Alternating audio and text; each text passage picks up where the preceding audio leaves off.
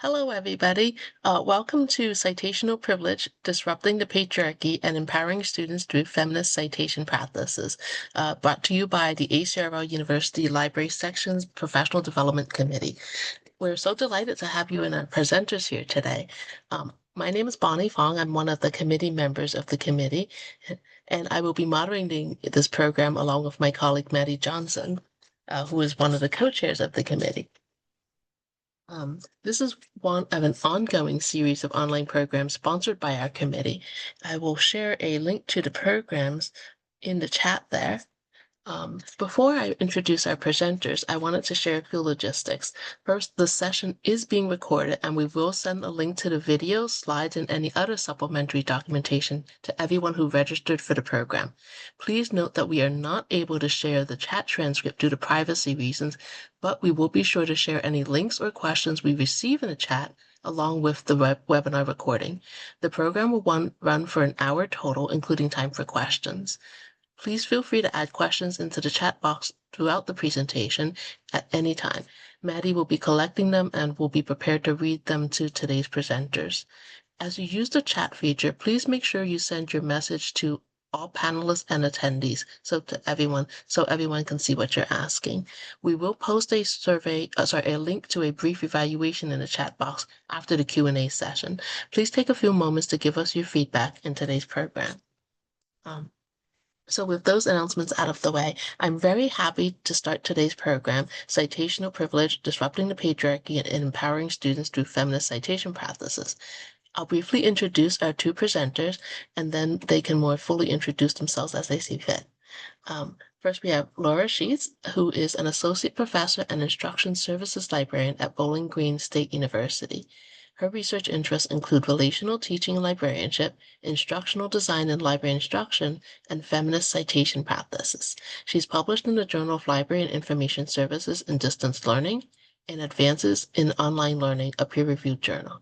And she's also presented at the American Library Association Annual Conference, the Illinois Information Literacy Summit, and the Georgia International Conference on Information Literacy.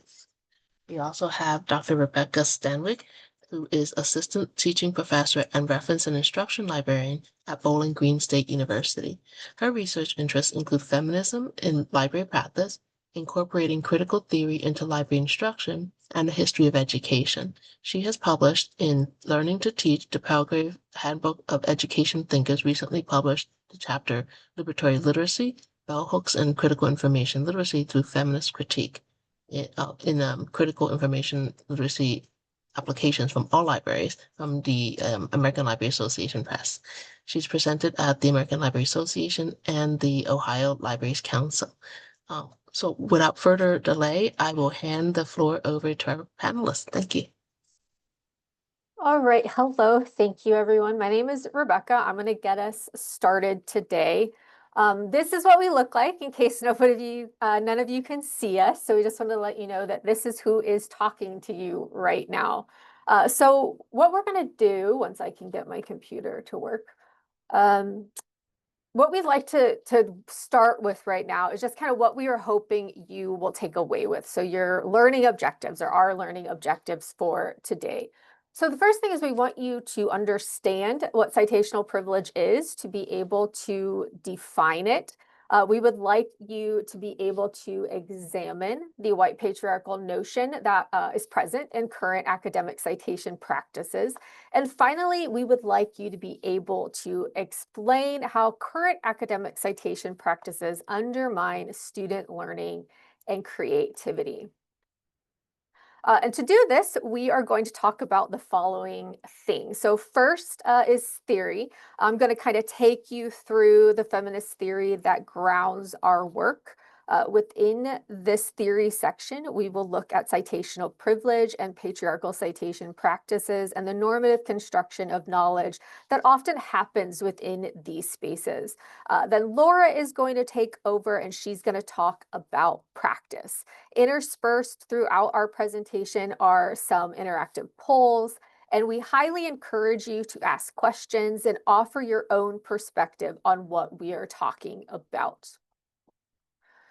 So some things to keep in mind. Oh, actually, no, we're going to reflect first. I switched things around the last minute. So before we jump in, we want you to kind of get into the mood of a citation. So we're going to ask you to reflect for just about 5 minutes on how you were taught citation. What did it look like? Was it just mechanics? Was it deeper? What did your citation education look like? We're going to give you about 5 minutes. And if you would like to share your reflections, please do so in the chat. So I'm going to set my timer, otherwise I will forget. So 5 minutes.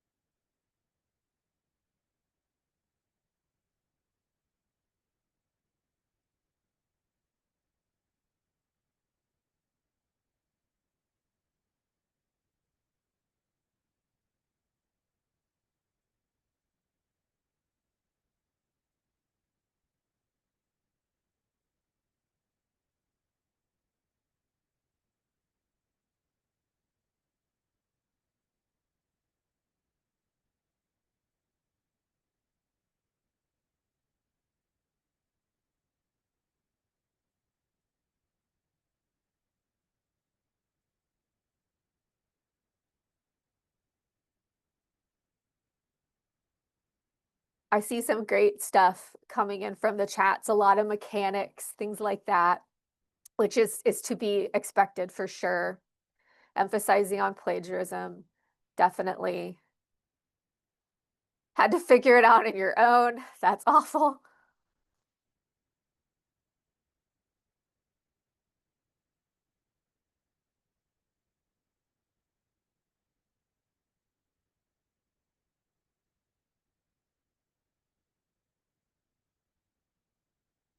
A lot of self-taughts.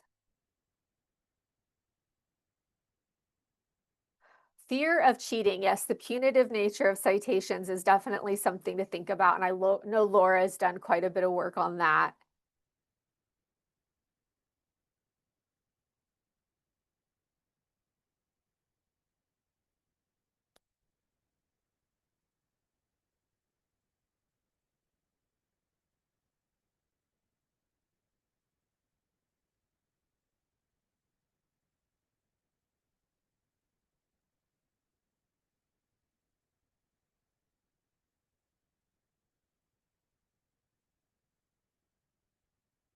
Okay, so the chat's slowing down. So I'm going to assume maybe we don't need the full 5 minutes for this one. But yeah, so the responses in the poll are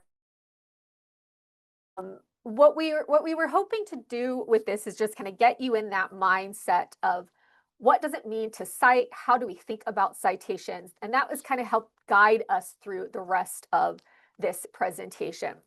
So we're going to wrap up the reflection and we're going to move on, but please keep putting your thoughts in the chat. This is great. I think you all are doing amazingly thinking about this, and we really hope that continues. So before we kind of get into the meat of things, we do want to share things that we would like you to keep in mind as we work through our time together. Perhaps the most important thing we would ask of all of you is to keep an open mind.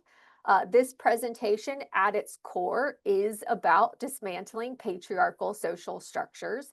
And as such, we are going to talk about privilege, including white privilege, and this can elicit a lot of mixed feelings.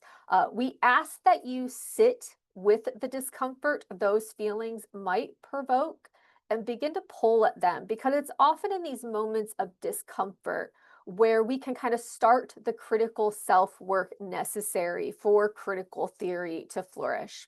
And finally, we highly encourage you to think critically positionality. So positionality, if for those of you who are vaguely familiar with it or maybe not familiar with it at all, is a really important concept for a variety of reasons. So, positionality encourages researchers to reflect on their own social identities and experiences, as well as any potential biases. It recognizes that a researcher's background can influence their research questions, their methods, their method of data analysis, and their interpretations of that data. By acknowledging positionality, researchers can be more transparent about their potential influences, but also be held accountable for their interpretations.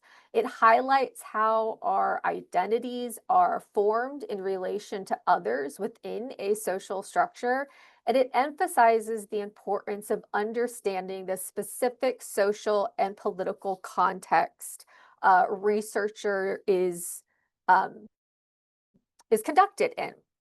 Simply put, positionality refers to the social and political context that shares an individual's identity and understanding of the word. It acknowledges that our experiences, perspectives, and biases are influenced by a variety of social factors and our identities. So, for example, Laura and I are both white, cisgendered, heteronormative women. And because we fill these boxes, we are conferred with a level of social power simply because we fill those boxes, regardless of any of our other, identities. Just because we fill this white, heteronormative female identity, we are conferred with some level of social power. The way we move throughout the world and interact with people, events, and ideas is always going to be influenced by this social position. And we have to work. One of the reasons why we think positionality is so important, because it allows us to see how that position affects the way we interact with research and interpretations and our thoughts. So, understanding this is crucial as it does help us to recognize how our backgrounds might affect our work, our interpretations, and our assumptions. So now that we've kind of gotten into the headscape of citation, we've got to thinking about our positionality. Now is a great time for us to offer you the definition of what is our grounding feminism. The first thing that needs to be understood is that while we are not using the term intersectional, simply for linguistical ease during this presentation, our feminism is foundationally intersectional. When we say feminism, we are speaking towards a feminism that is inclusive of all lived experiences, and this includes those of trans and non-binary folk. It is at these crossroads of all of these different lived experiences that we believe true and powerful feminist potential lies. Because of the nature of our feminism, we're drawn to this definition, you could say, by Angela Davis, who described feminism as involving more than gender and gender equality. Feminism must involve a consciousness of capitalism and racism and colonialism and post-colonialities and ability and more genders than we can even imagine and more sexualities than we ever thought we could name. Feminism has helped us not only to recognize a range of connections among discourses and institutions and identities and ideologies that we often tend to consider separately, but it has also helped us to develop epistemological and organizing strategies that take us beyond the categories of women and gender. What we really like about Davis's situating of feminism here is that while feminism has given us ways to name these multiple forms of oppression, Davis's definition reminds us that it's that same feminism that can also liberate us by asking us to imagine the possibilities beyond binary thinking. But imagining the possibilities requires self work. It requires us to recognize our positionalities and to pick apart our practices. Within the current discussion of citation practices, it requires us to ask ourselves why we cite who we cite. Why do we choose these people to be in scholarly conversation with? Often, I think, when we start to ask these questions, we see that the answers have a lot more to do with our own quest for power and academic legitimacy than any affinity for the author or their thoughts. And this is in many ways a very uncomfortable and jarring realization to have, because we rarely want our own power and our own seeking of power to be investigated in questions, even when that questioning is being done internally. But I would like to remind you all that feminism is a verb. Now, I know some of you are probably thinking, what are you talking about? Feminism is not a verb. And yes, grammatically, it is not a verb. But the saying feminism is a verb is a call to action. It is an important reminder that feminism requires work. Just like all activist-oriented critical theories, feminism requires work. And that work must start with ourselves, with our own self-work. The work is extremely important because without it, feminism and really any critical theory runs the risk of simply becoming a performance and thus acting in the service to the patriarchy.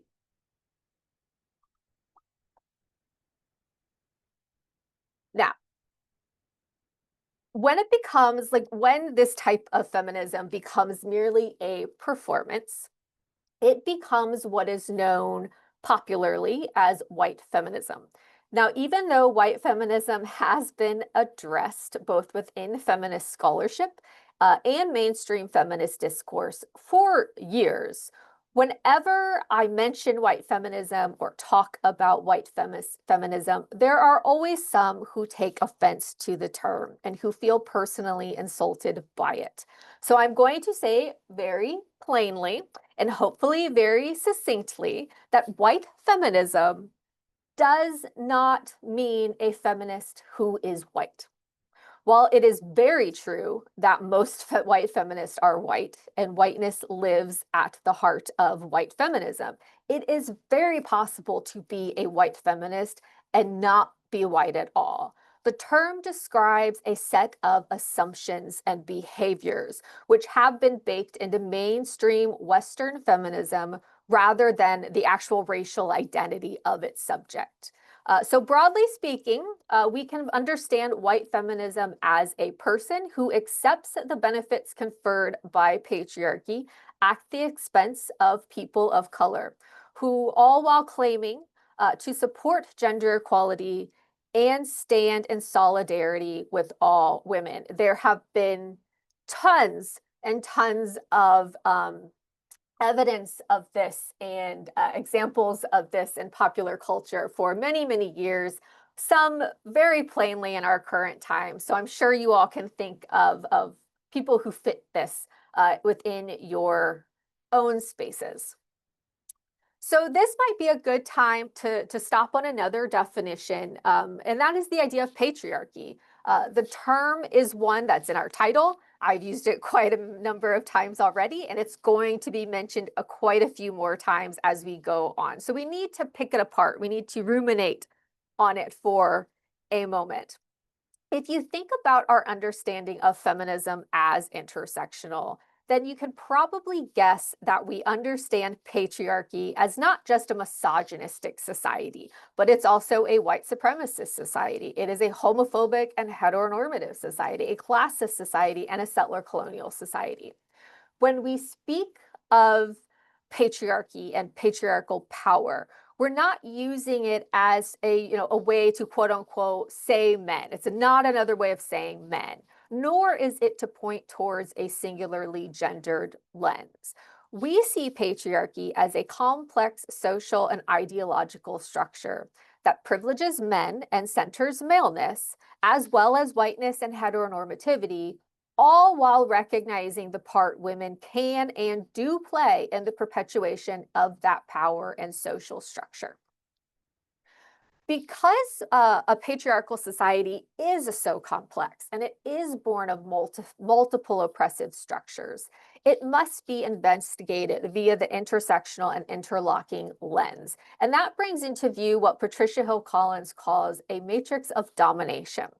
As she explains, a matrix of domination sees social structures as having multiple interlocking levels of domination that stem from the societal configuration of race, class, and gender relations.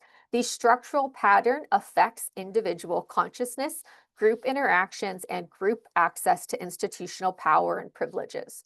Within this structural framework, we focus less on comparing race, class, and gender as separate systems of power than on investigating these structural patterns that join them. The join them is very, very important. We do not see these things all as separate oppressive events, but as functioning within a patriarchal society to elicit acts to normative knowledge, basically. And we'll get to that now. So the matrix of domination, as Collins understand it, plays a massive part in the construction of normative knowledge and the power knowledge regime that works to define legitimate knowledge. By using the term power knowledge regime, we are nodding to Foucault's understanding of it. So in just a couple minutes, Laura will kind of go through our thought process when we were thinking about who we were going to cite and who we weren't going to cite for this presentation and all of the things that are coming from it, which often focused on not citing white cisgendered heteronormative men. The reason we ultimately included Foucault was that while being white and cisgendered, he was a gay man. And his experience as a gay man in the 70s and 80s profoundly influenced his understanding of normative knowledge construction, disciplinary power, and the power knowledge regime. Now, the power knowledge regime, as Foucault understands it, is a rather complex idea. And at the risk of oversimplifying it, I think in this moment it can be understood as the way power is constituted through discursive events and discursive rules that normalize certain knowledge while delegitimizing others. Through the repetition of discourses that enforce normative performance, the power knowledge regime normalizes and homogenizes those it dominates. So there are three main components of the power knowledge regime. The first, of course, is discourse, a powerful mechanism that established norms and knowledge within society. The second, predictably, is also knowledge, which in this context is always in exercise of power, which is a function also of knowledge. And finally, there's biopower. And the easiest way to understand biopower is the form of institutional power or governmental power that regulates life through techniques of knowledge normalization and control of truth. Now, the infograph on the screen makes it seem like these three components are cleanly separated and that they flow back and forth harmoniously, but this is far, far from reality. The power knowledge regime is messy and it is nebulous, which is why it is such a nefarious thing. We don't often recognize when the power knowledge regime is at play because they normalize the truth on which we are trying to debunk. So it's a circular thing that just keeps churning out knowledge that is normative without any kind of clandestine knowledge to counteract it within the mainstream. This is why institutions and governments seek to elicit certain actions from their communities, will often seek to control what is seen, what is talked about, and in our context as librarians, what is read. Thus, the power knowledge regime, through the creation of an epistemic reality, becomes a technique of control.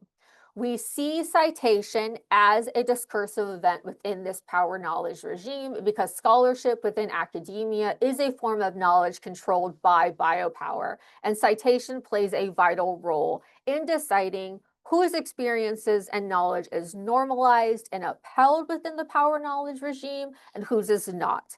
Every single citation is a choice. So we need to critically pick apart why we are making the choices we are making when it comes to who we are interacting with our scholarship in our classrooms, and in our library practice at large. So I'm going to give you a scenario.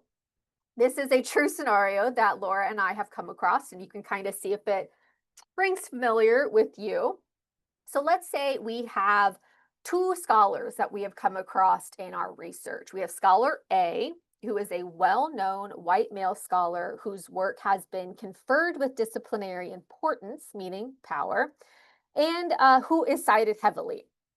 We also have scholar B, who is a Black female who is also very well known, but whose work has not been given the same level of disciplinary quote unquote importance or power, nor is she as heavily cited. Each scholar's work contributes to your research in the same way. Choosing one over the other will have zero effect on your argument. And you honestly have a personal preference for scholar B. You are drawn to their way of thinking. However, you choose to cite scholar A. Why might we do that? The hard truth is that we do this because we are seeking that same disciplinary power that has been conferred on scholar A. We are seeking to signal to our readers, to our reviewers, to whomever we're trying to get to listen to us, that we also have our own so-called disciplinary expertise. And we are showing that by citing those who within institutional power have that biopower that is part of the power knowledge regime. So the moral of the story is that citations have the power to shape disciplines and construct canons by who we include and, more importantly, who we exclude. And like everything in academia, certain citational methods embody by the dominant patriarchal social structures, they construct and normalize knowledge in a way that is reliant on the canon of men. So when we utilize a citational practice that is not critical or within the framework we're talking about here, not feminist, we are working in a way that promotes citational privilege, which then in turn creates a scholarly landscape dominated by Western, white, cisgendered, heterosexual men. It is very possible to utilize these citational practices without intending to. It's just kind of the byproduct of how we view citation. And as all of your reflections showed, how we are taught citations and how we are taught to think about citations as a nut and bolts type practice. This is more about getting the mechanics of a citation right than any kind of critical theory. For the most part, when we do research and we are kind of unintentionally or intentionally using patriarchal citation practices, we don't often think about the positionality of the author of the source. We don't think very much about who they are or where they've come from or their experience. We cling to the idea also that a heavily cited article is foundational and therefore good. We even go so far as to claim that these articles are seminal, as if everything that is good and true must find its beginning in men. There's also a prevailing idea that by using certain citation systems, we are practicing a citational neutrality without ever really asking ourselves, one, is such a thing even possible? And two, is neutrality a mode we should actually be seeking to embrace? And then, of course, by teaching these same practices to our students, by focusing on the nuts and bolts of citation mechanics, we are in many ways denying our students the ability to create their own intellectual lineage, to see themselves and the scholars they are interacting with, and to see themselves as makers of clandestine knowledge. Okay, so that ends the theory portion of our program. I'm going to put up the poll that we would like. Actually, Laura, I can't do the poll. Can you do the poll? It's gone away from my thing.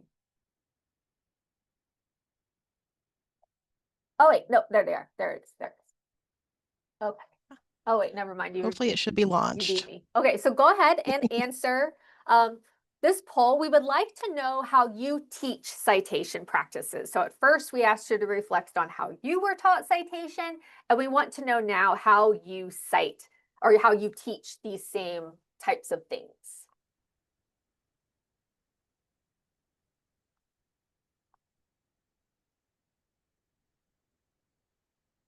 So your answers are coming in here. Yeah. Give everybody a minute.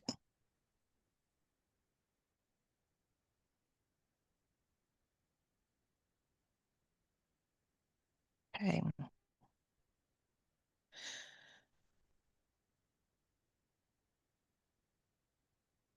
All right, so it looks like we have the majority of us, about 65%, kind of teach a mix of all of the above, which is kind of what I expected.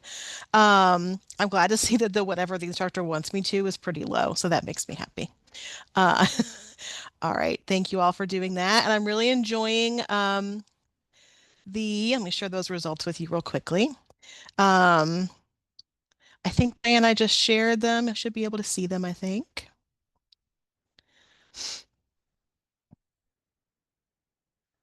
Okay. All right, great. So I'm going to go ahead here. All right.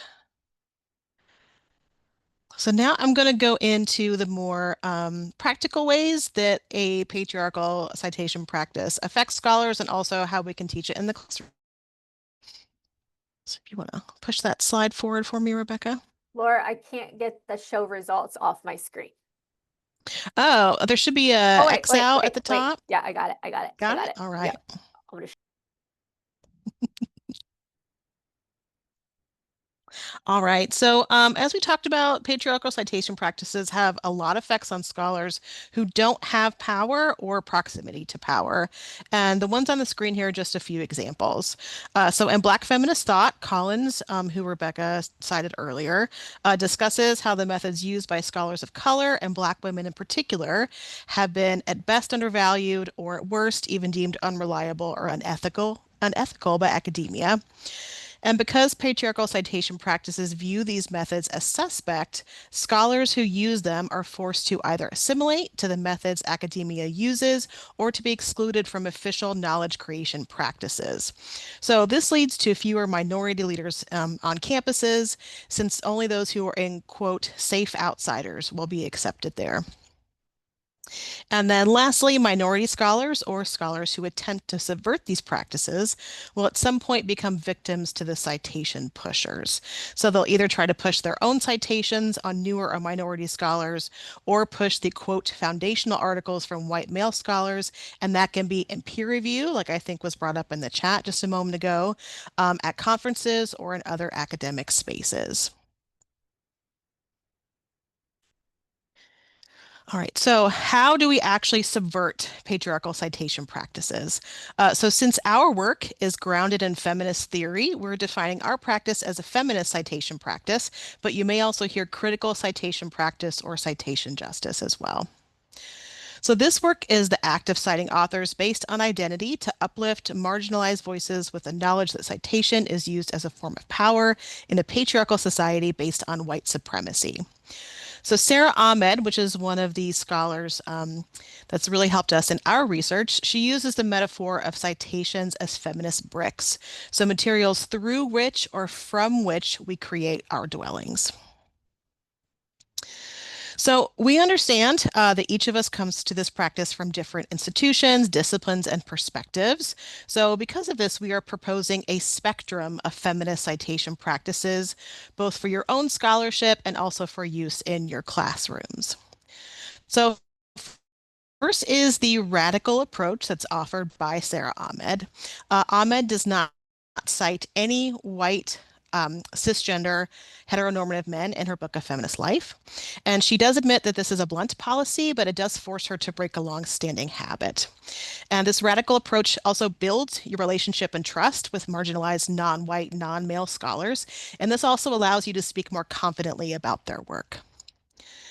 So next is a moderate approach from Januszka Schmidt in her book chapter, Whom We Cite. And the moderate approach is a three-step process. So first you would focus on the authors from the community you are investigating if you're engaging in that kind of research. Then you would look for authors from marginalized groups. And third and finally, you would consider the privileged and established authors in the canon. Soft feminist citation practices are considered after the work of writing and citing has been mostly completed. Then you review how many scholars of color or non-tenured scholars you have included in your references, and you can consider adding them if you feel they're not well represented there. So for this presentation, Rebecca and I are somewhere between the radical and moderate approaches.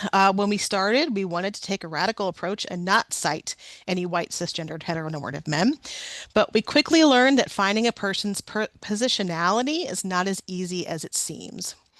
So if male scholars were authoring with women or scholars of color and their research supported feminist, Black, and/or LGBTQ issues, we cited or included them in the suggested resources list. So the approach you take may also depend on the project you're working on or the discipline that you're working in, and not every citation approach will fit with every research project. A feminist citation practice does take work. It is as Sarah Ahmed defines it. So it's work that is difficult and laborious, but is ultimately transformative. You must do external research to find a scholar's positionality and identities, but as librarians, we have the skills to find this information and teach students and scholars how to do the same. So now that we have introduced this spectrum, I'm going to put up another poll, and you can take a minute to think about which one of where in the spectrum you might fall. So we are specifically thinking about this in your own scholarship and citation practices, but I understand that some of you may not engage in scholarship, so you could also think about it in the classroom as well.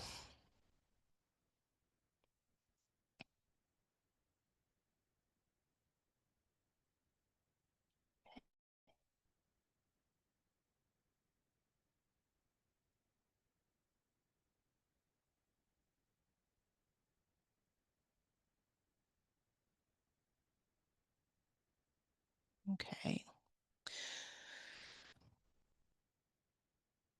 So I'm seeing some good conversation about how we do this for undergrads, and I'm going to talk about that in just a minute or so. Okay. So looks like I think that we are about done with the poll. So let me show you results. We are pretty much split with between the medium, soft, and lower, which is understandable. Um, and then also the radical is a little bit low. But I completely understand that probably medium or soft. And again, it depends on what you're working on, what classroom you're working on. It really is relative to what you're doing in the moment.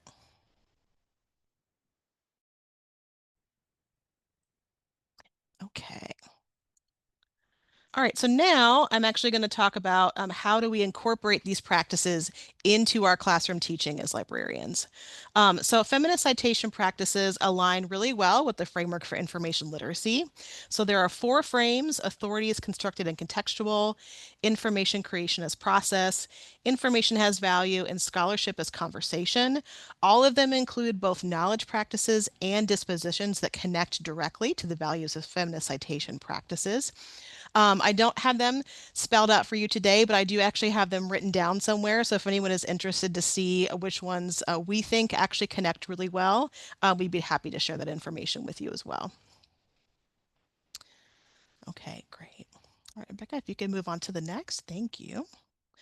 So in the current climate, we understand that it may be difficult to label these practices as feminist or even use the words justice or critical in your classrooms, but you can incorporate these practices into your instruction without necessarily labeling them as feminist.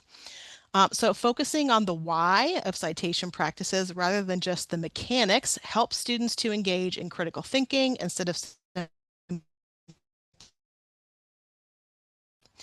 So when engaging students in big questions about citation practices, be sure to look further than just the plagiarism prevention. Focusing on the engagement with the source or a scholar and the academic systems that make citations important to scholars.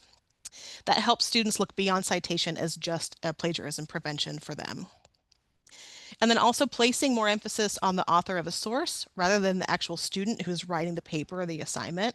That shifts focus to how the work was written, why the topic was important to the author, and also the author's expertise.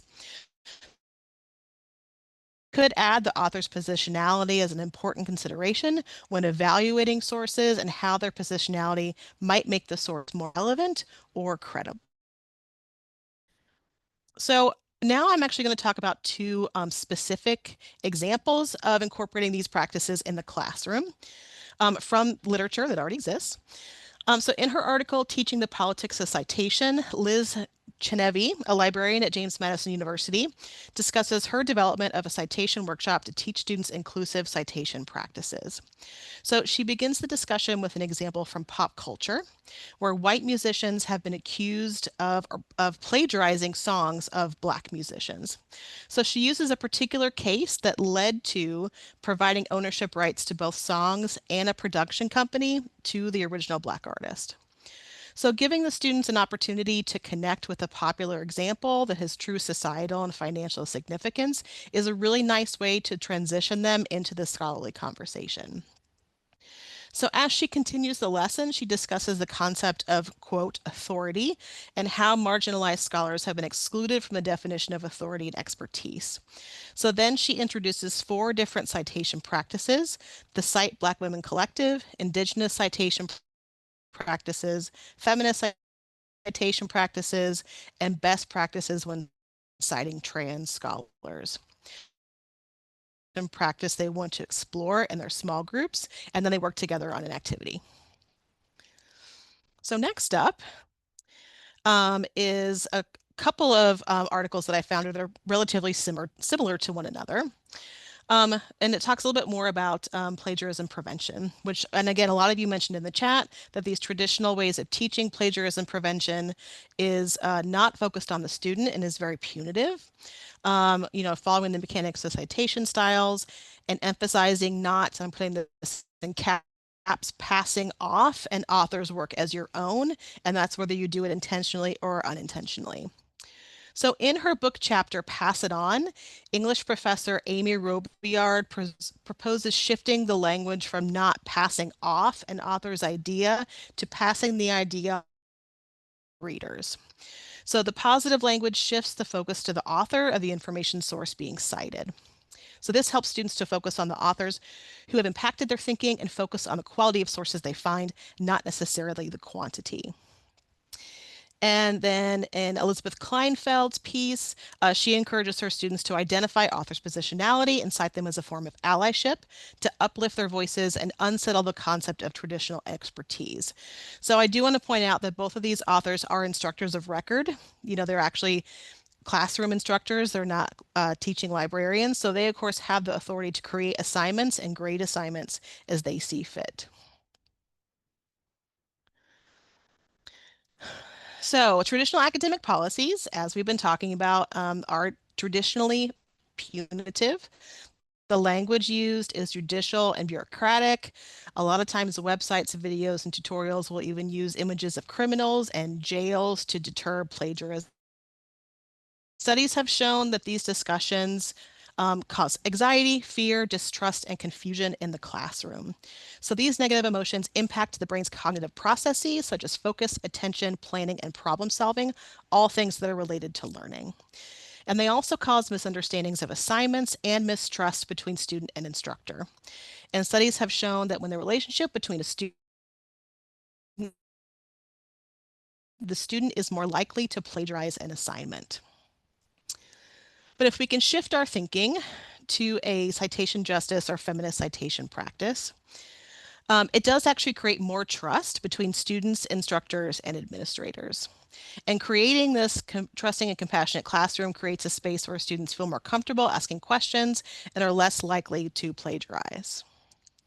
So the examples that we provided today show that feminist citation practices engages students with information sources, help them find higher quality sources, and recognizes them as information creators, not only consumers. So I also want to mention lots of other examples of this in the literature that's going to be in our suggested sources document as well. So be sure you check those out.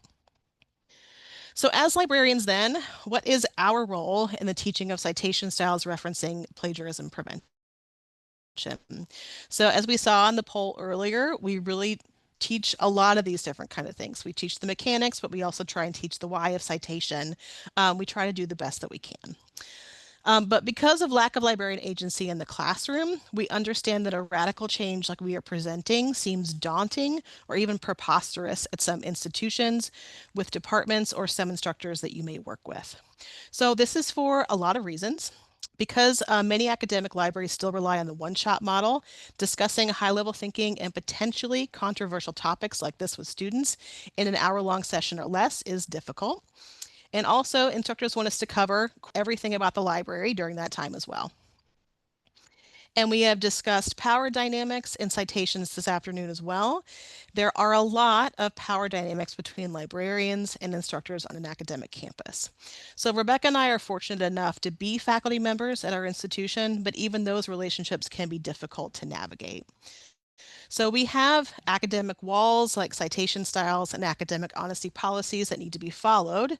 So how can we start the conversation about feminist citation practices at our libraries and on our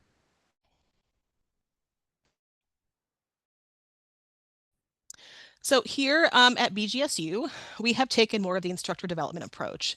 So since 2023, our colleague Maureen, who is here with us today, shout out to Maureen, we've done a workshop with the Center for Faculty Excellence on teaching plagiarism prevention and citation styles through the lens of empowerment and not punishment. So the workshop is the foundation from where this work of feminist citation practices came from. And by taking the train the trainer approach, we hope to reach instructors who are open to changing the way they teach citations and plagiarism in the classroom. So Maureen and I have taught this workshop a total of 4 times with over 100 participants. And they've also led to 2 graduate level one-shot sessions, one that I did for a graphic design class, and then one that Rebecca and I co-taught for feminist theory. And that instructor has also invited us back this semester for other sections as well. And it's also led to lots of other great things, like collaborations with the Dean of Students about training videos for faculty about the academic honesty reporting process and focusing on more compassionate conversations about plagiarism prevention with students. This spring, Rebecca and I are going to be leading an instructor community of practice on citation justice. And we hope this community will further engage instructors on their current situation practices, as well as how they are taught in the classroom. So although the group will probably be relatively small, we hope that those who join us in this community of practice will continue the dialogue of citation practices with their fellow instructors and their students.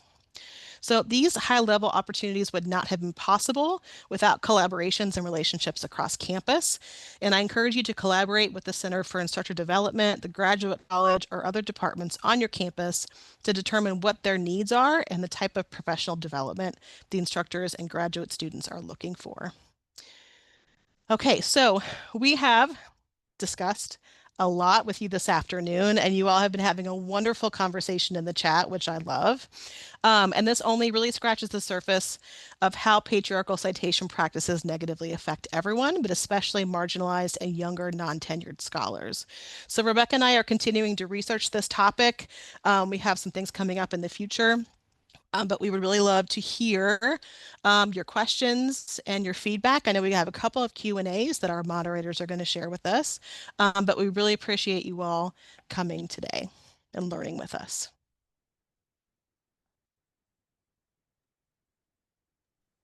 Thank you so much, Laura and Rebecca. We do have some questions that Maddie has been collecting from the chat, and we also, of course, have the questions that are in the Q&A. Perhaps we could start with Maddie, do you have a preference which questions we start with? Or Laura I or Rebecca? I'm so sorry to butt in, but I really want to address Kate Johnson's question Mhm. because we are in Ohio. And Ohio just passed a very sweeping anti-DEI higher education law this past year. So it is possible to do it in those states and those areas where the climate is very combative. Yeah, everywhere, right? All over the place. So like, for example, for our community of practice, we have not named it Feminist Citation Practices. I forget what we actually called it, Rebecca, something with belonging through citation justice or something like that. Um, Sounds good. so there are Sounds ways, reasonable. something like that. So yeah, there are, and kind of like those other ways that I talked about, the more subtle ways to do this work and just incorporating it into your citation practices in general, I think is probably the way that I know we are going to go about it for sure. Sorry, Bonnie, to interrupt. I just saw that question and I was like, we can answer that one. Yeah, thank you. I was taking notes. That was great. Um, let's see. Well, perhaps we can go to the Q&A questions first. Let's see. The first one is anonymous. I have observed that several faculty members of color receive significantly fewer citations than their white colleagues. If our advocacy focuses solely on advancing feminist scholarship, we risk overlooking the contributions of raci- uh, racialized male scholars whose work is also underrecognized. Would this not be an inequitable practice, though? My apologies in advance, as this is going to sound really biased. I'm not trying to rock the boat, but just asking. So I think Yeah, there's a go ahead, misconception Rebecca. here that that feminism is not for men. That feminism very much is for men. It is very much a practice of attempting to disrupt the patriarchy, which is a white supremacist society as well, which means that it is disenfranchising Black men. So while my, you know, my take on citation might be, I'm not going to cite any white men or cisgendered men, you don't have to be that stringent. You can be fluid about it because you also do want to make sure that you are not assuming anybody's identity. Because even though that a man, a Black person may present as a Black man, does not mean that that is the soul of their identity. So we never want to assume identity as well. That's why positionality is so important. Just because someone presents in a way does not mean that is the way that they feel or that they interact with the world. And so we just want to be careful when we put ideas like that onto feminist citation or any kind of citational practice that is critical, that we make sure that we are being careful with how we are excluding or including people of color in general, but also anybody. There might be a white man who presents, as a masculine man, but perhaps that is not who they are. So we do need to be careful when it comes to assuming any identity. Yeah. And feminism is very much for men.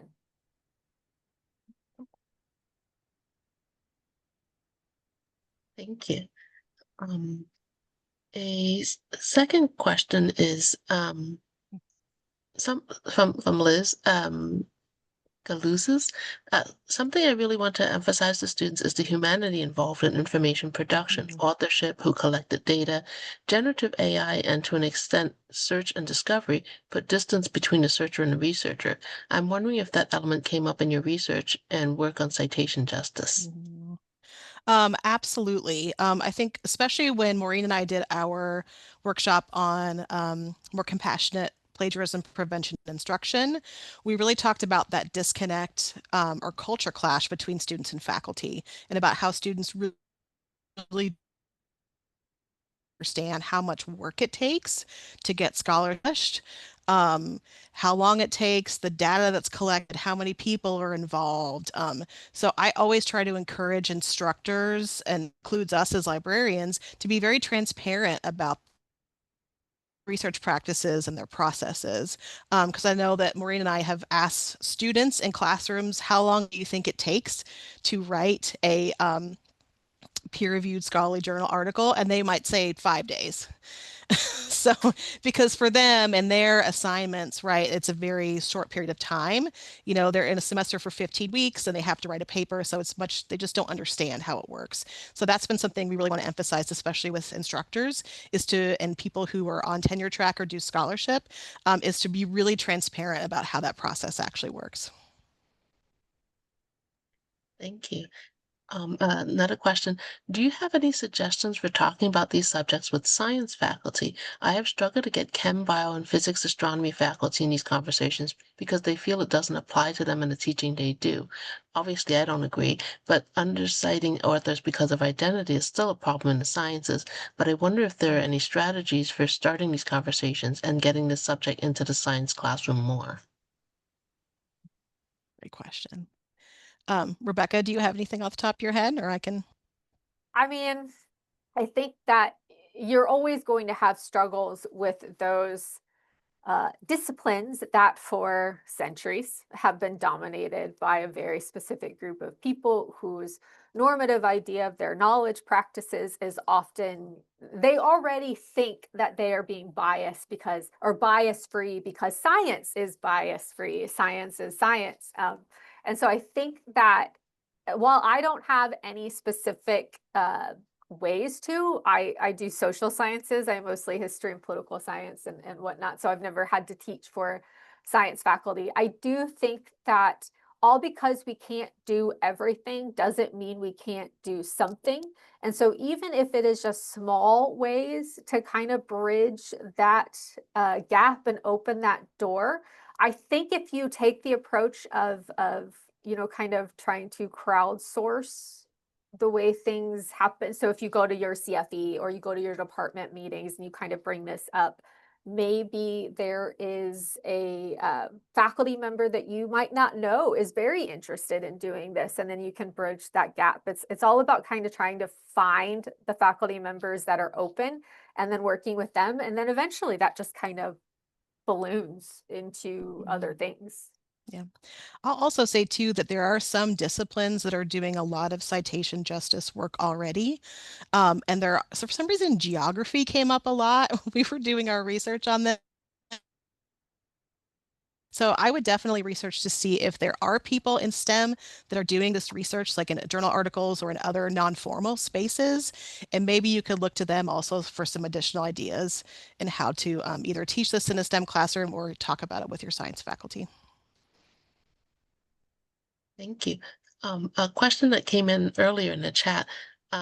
During discussion of patriarchy, that was during the discussion of patriarchy, is anyone working on how the deployment of biased Gen AI systems are reinforcing the patriarchal system of current citational practices, and who counts as an authority? Mhm. I saw this question and it's such a fantastic question. And I think we had some people in the chat who were even interested in working on the scholarship together, which is amazing. It is not something that we have up to this point in our scholarship included, but it's applicable for sure. And I think it definitely needs to be addressed. Thank you. And on the let's see, kind of jumping to this one. How do we ensure author identities are always available so we can cite BIPOC and other deserving identities? How do you balance this with privacy? That is a great question. So, like I said, you never want Want to to take this or? yeah, you never want to assume somebody's identity. So you just have to do your due diligence. You can look to see what else this person has published, whom they've worked at or worked with, if they've done some publishing with people. Does their work, do they offer their positionality in some of their works?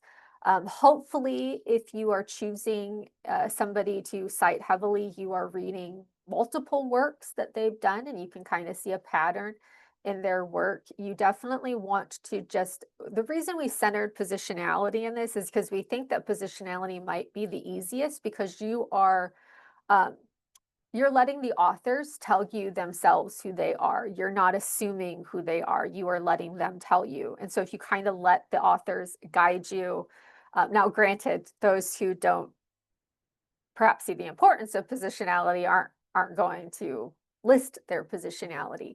You just have to be careful and do your due diligence. It's not going to be easy. You are going to have to take extra time to suss these things out. It's not going to be just, hey, these are a list of sources, I'm going to cite them. You're going to have to do some extra work to try to figure out um, the positionality of these people. And that's why there is that spectrum, because you're not always going to be able to do this with every single thing you write. It would be great if you could, but I don't think that you can, especially if you are in disciplines that perhaps are not super open to these types of things, who don't do their positionality. So I come from a background of education and history, and we usually always talk about our positionality. Same with anthropology or something like that. So you're just going to have to kind of do your due diligence and work through it and be as careful as you can, but never assume you know that person's identity. I also want to point out, I think Rachel put in the chat that, and we also talk about this a little bit, as thinking about non-Western as well. Like thinking about when you're searching for sources, thinking about like, is it not published in the US? Is it from a scholar who's outside of the US?